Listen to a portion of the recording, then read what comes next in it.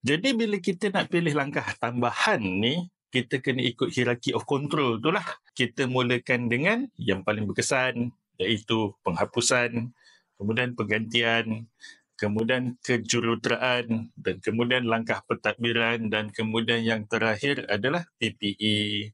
Perlu diingatkan yang dekat kawasan ini, terlalu banyak orang suka tambah langkah pentadbiran.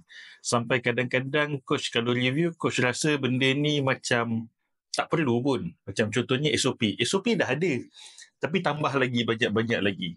So, bergantungkan pada situasi anda, sekiranya anda dah ada satu, yang anda perlu buat hanyalah lebih kepada pemantauan, penyeliaan, maka tak perlulah nak tambah SOP. Jadi, ianya adalah perbincangan kepada semua, sebab tu kita kena ada tim untuk membincangkan apakah langkah kawalan tambahan yang kita perlu perkenalkan dekat bahagian ini.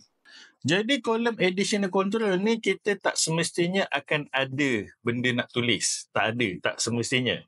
Kita tak tulis sama ada, kita dah rasa yang existing risk control tu dah cukup praktikal, dah cukup dah, ataupun kita rasakan yang nilai S dan nilai L tu pun dah cukup rendah dah, tak perlu nak diturunkan lagi.